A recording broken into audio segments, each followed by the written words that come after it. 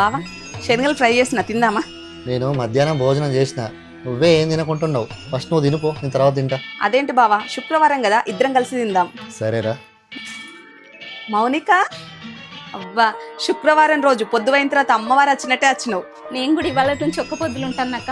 ఇంటికాడ మంచిగా పూజ చేసుకున్నా, ఇక్కడ అమ్మవారికి అరటిపళ్ళు నైవేద్యం పెట్టడానికి తీసుకొచ్చినక్క. అవునా మౌనిక, సంతోషం. అమ్మవారికి నైవేద్యం పెట్టు.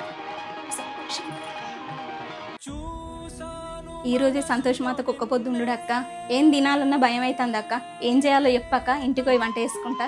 ఏంటి మౌనిక, ఇదే మొదటిసారి అంటాను. అమ్మవారి లెక్క వచ్చినావు. నువ్వు ఇంటికి పోయి చేసుకుంటే నేను చూసుకుంటుంటానా? నేను ఆల్రెడీ అమ్మవారికి ఇష్టమైన శనగలు చేసిన. రా అందరం కలిసి తిందాం.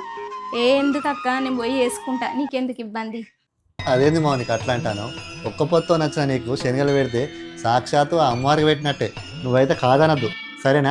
సరే అన్నయ్య. అసలు నిజంగా అమ్మవారికి శనగలు తినబుద్దయింది కావచ్చు, లేకపోతే నేను ఇట్లా చూడింది అన్నయ్య.